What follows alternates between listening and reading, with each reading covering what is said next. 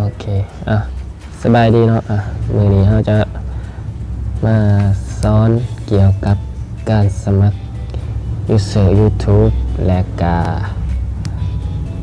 เปิดสร้างรายได้จาก YouTube เนาะเราจะให้แต่เริ่มต้นจนฮอดขั้นสุดท้ายเลยเนาะละเอียดเลยเนาะขั้นแรกเข้าไปที่ YouTube กดเข้าไปที่ปุ่มสีม่วงๆเนาะถามว่าท่านสมัครลงสื่อเขาใส่มันจะมาเขียนสมัครลงสื่อเขาใส่เนาะให้กดเข้าตรงนั้นเลยโอเคคือตัวนี้ลงสื่อเขาใส่แล้วเขาจะมาสร้างมัน4ให้เบิ่งซื่อเนาะให้กดเข้านี้ถ้าพอได้บ่ทันลงสื่อเขาใส่ก็คือตามมันเนาะกันก็กดใส่ภาษามัน4พิมพ์สื่อใส่เนาะนี่พิมพ์ไปโอเคแล้วก็กดถัดไปเลยเนาะใส่วันเดือนปีเนาะใส่ไปเลยมากันอยู่หน่อยก็ใส่ปีหน่อยเนาะเกิดเก่าโหลดเนาะเป็นหญิงซะโอเค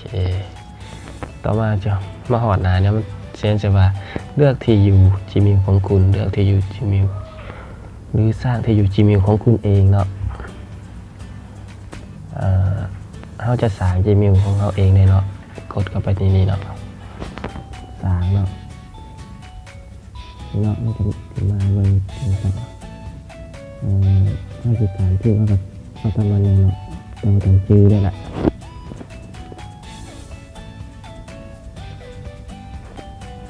เนาะใส่เข้าไปไม่ต้องครับภาษาเองนะทุกใส่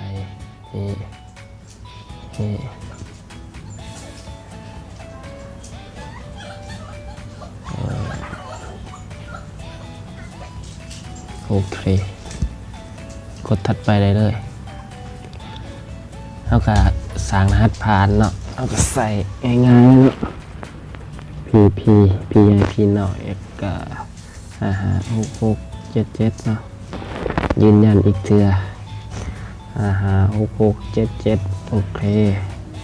กดถัดไปเลยเมื่อหอดหน้านี้เนาะให้เขาเพิ่มหมายเลขโทรศัพท์เนาะแป๊บนึงเข้าบัญชีเบอร์โทรศัพท์เขาเองเดี๋ยวเขาขอเนาะกดเบิ่งเบอร์โทรศัพท์เขาก่อนเนาะตอนนี้ก็2 7 3 5 0ก็2 7 3 5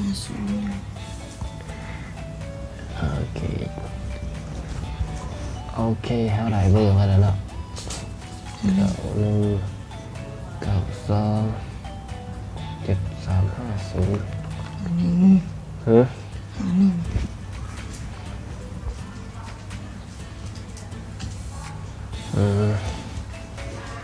ใส่ผิดโอเคเมื่อใส่เบอร์แล้วก็โอเคป้อนรหัสผ่าน6 หลักเพื่อยืนยันว่าคุณได้รับข้อความเนาะเราจะส่งมาให้โอเครหัสของผมรหัสตัวนี้ก็คือ190361เนาะกดถัดไปได้เลยมันก็จะมีข้อให้เราอ่านเนาะสมมติว่าเราอ่านแล้วก็กดยอมรับไปเลย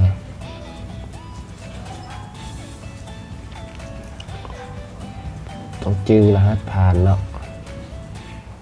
โอเค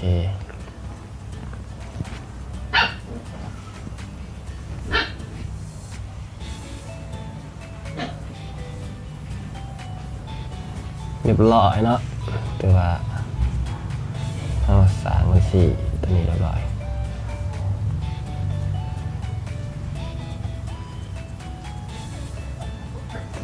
นี่เขามาดูเขามาเบิ่งเนาะซ่องของฉันตัดตีบตอนนี้ห้องโอเคสร้างซ่อง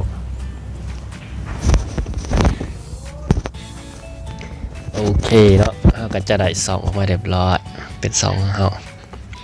แจ้งว่าท่านมีหยังโอเคเนาะเมื่อเฮาสร้างบัญชี YouTube แล้วเฮาก็กดออกเนาะแล้วมาเข้าที่ Chrome เนาะกดเข้าไปแล้วก็กดที่มุมเบื้องขวาว่าลงสื่อเขาใส่เนาะคลิกเข้าไปโอเคเนาะเราสร้างซื้อบัญชี YouTube แล้วใน Chrome เลยเนาะเข้าไปเขียนใส่คำว่า YouTube เนาะนะจะขึ้นมาด้านอันนี้เนาะเราก็กดลงซื้อเขาใส่เลย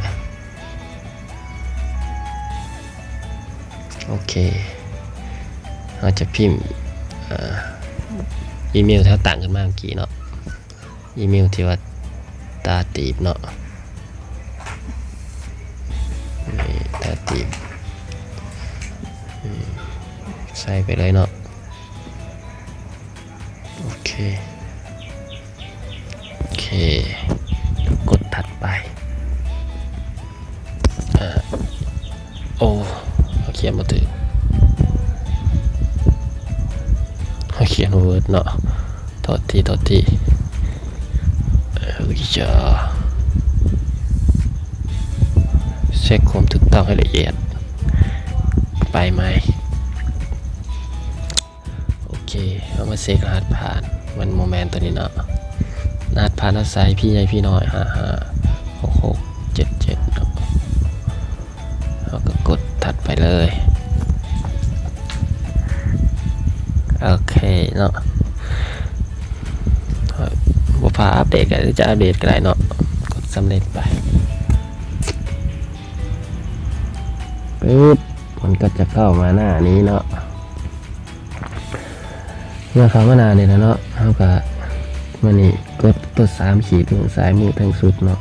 กดเข้าไปปึ๊บกดเข้าไปแล้วกดเข้าไปที่คำว่าช่องของฉันโอเค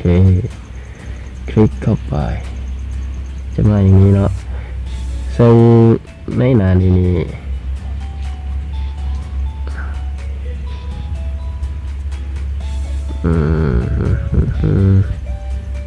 ขอไปเนาะโอเคเนาะมาส่งให้กระดาษมันจะมาในหน้านี้คือการเนาะ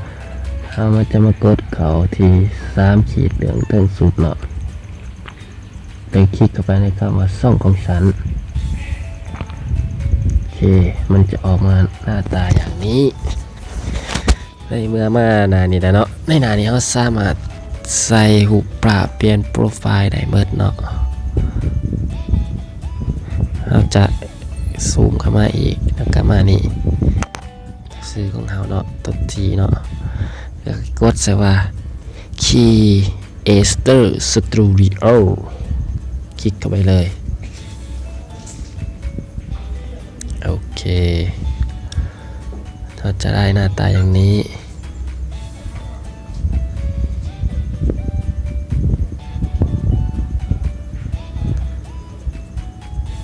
คลิกเข้าไปที่ช่องโอเคแล้วมันจะมาอย่างนี้นะเฮากามากดนี่เนาะสถานะและฟีเจอร์เฮากดยืนยันตัวนี้ไปก่อนไปเลยโอเคประเทศลาวส่งข้อความยืนยันให้ฉันด้วย SMS เฮากดใส่ SMS เนาะใส่เบอร์โทรศัพท์เข้าไปเนาะนี่โอเคแล้วก็กดส่งรอรหัสส่งมานิดนึง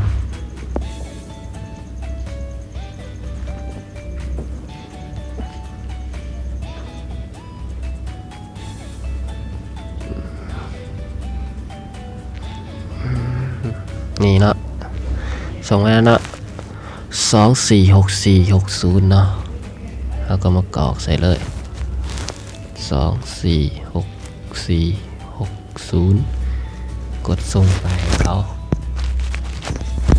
โอเคแม่เนี่ยมันจะบอกว่ายืนยันแล้วยินดีด้วยบัญชี YouTube ของคุณ ได้รับการยืนยันเราก็กดดำเนินการต่อโอเคนี่เนาะสำหรับเขตสปปลาวเนาะสำหรับประเทศลาวเนาะมันจะคิดกันมานี้เนาะการสร้างรายไหลมันจะสร้างรายไหลในลาวเขาบ่ได้เนาะแต่ว่าเขามีวิธีแก้ไขเนาะคือนี่เนาะเอามากดสิ่งนี้เนาะสถานะและฟีเจอร์เอามากดใส่ขันสูงโอเคเนาะกดใส่ขันสูงแล้วเอามาเปลี่ยนตัวนี้นะท่านผู้ชมเปลี่ยนตัวนี้ตรงประเทศลาวเขานี่ รู้จักดิบ่ คลิกเข้าไปเลื่อนหาคำว่าประเทศไทยเป็นยังต้องใส่ประเทศไทยเนาะเพราะว่าประเทศลาวเขายังบ่ทันห้องรับเนาะยังบ่ทันให้เปิดสร้างรายได้จาก YouTube เนาะแต่ว่าบ่ต้องตกใจว่าเขาจะส่งหาตัวส่งพินใหม่เขาบ่ได้เนาะโอเคเนาะเฮากดใส่ประเทศไทยครับเราบ่ต้องเฮ็ดหยังเนาะปึ๊บขึ้นมากดบันทึกเลยโอเคเนาะกดบันทึกใส่ประเทศได้เรียบร้อยแล้วเนาะก็จะมาเด้งอยู่หน้าเก่าคือเก่าเนาะเราก็จะมากดเลือกที่คำที่ว่ากลับไปที่2เพียงตอนนี้เนาะเราก็สามารถนี่การสร้างรายได้เป็นพาร์ทเนอร์การสร้างรายได้นี่เนาะโอเคเปิดใช้งานไปเลยตามขั้นตอนที่เขาบอกนะครับโอเคกดเริ่มต้นไปเลยนี่นะให้เขาติ๊กเอาวันนี้เลยเด้อติ๊กเอาเลยแล้วกดฉันยอมรับ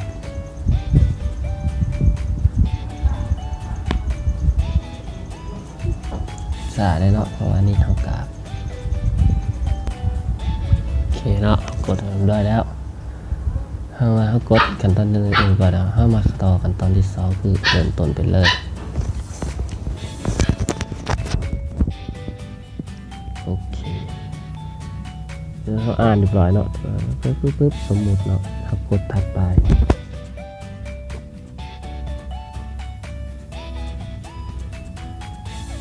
ปึ๊บนี่เนาะ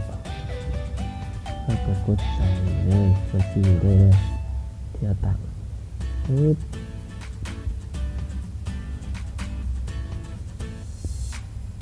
โอเคก็จะขึ้นมา Google AdSense เนาะถ้ามีเว็บไซต์เว็บนี้ก็สามารถใช้ได้แล้ว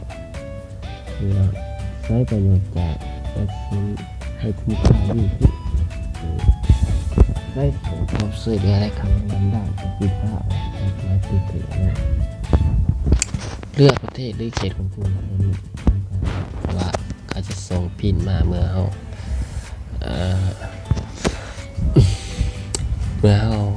ผ่านกฎหมายของ YouTube เนาะ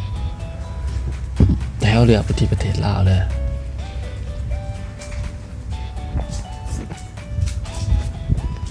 เอานี่นะตกไก่โอเคนี่เราบอกให้เราโปรดอ่านสมมติว่าอ่านเนี่ยเวิร์ดกดไปใส่เลยแล้วก็กดมาสั่งบัญชีเนาะ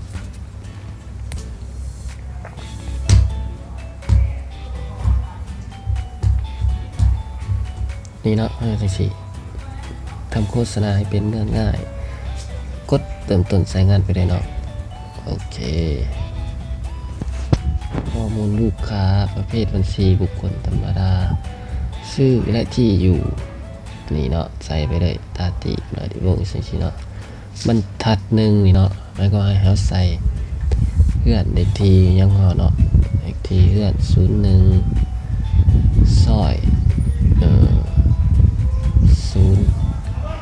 เอาซอยนี่ซะซอย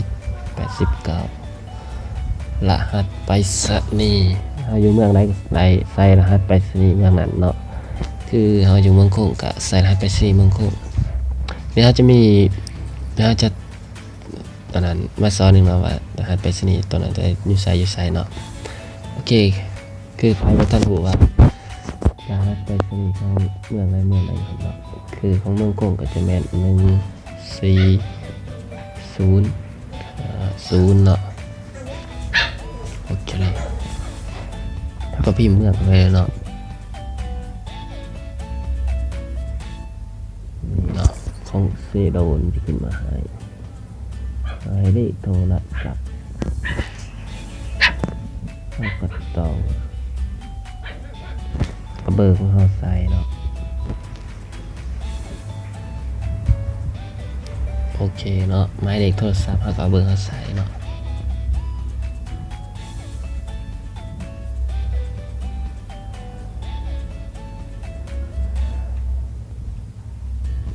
ใส่ดูนะครับกดส่งไปเลย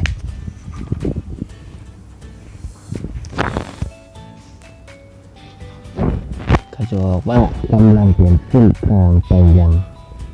โฮสต์ทางเดินไปนะครับเปลี่ยนเส้นทางเลยนะ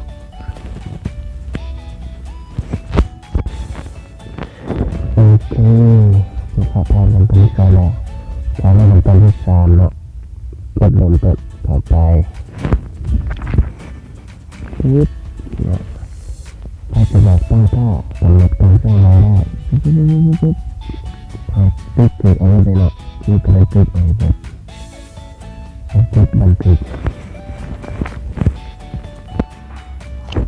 โอเคเนาะจะมาหาขั้นตอนที่4เนาะในขั้นตอนนี้เขาจะอนุญาตให้เราเปิดสร้างได้หลายก็ต่อเมื่อเราในระยะ1 ปีที่ว่า12 เดือนนี้12 เดือนที่ผ่านมานี่เขามียอดท่านขอส่งอีก 4,000 ชั่วโมงและมีคนติดตามหรือ Subscribe 1,000 คนเนาะเขาจะสร้างขั้นตอนที่4ได้แล้วก็ขั้นตอนนี้ก็เขาจะมีจากเนาะที่เขาจะบอกว่ามีการขอส่งให้เขากระไรนะเนาะแล้วก็ผู้ติดตามเขามีกระไรโอเคเนาะสำหรับคลิปนี้ก็ขอจบเพียงเท่านี้เนาะฝากกดไลค์กดแชร์กดติดตาม2 YouTube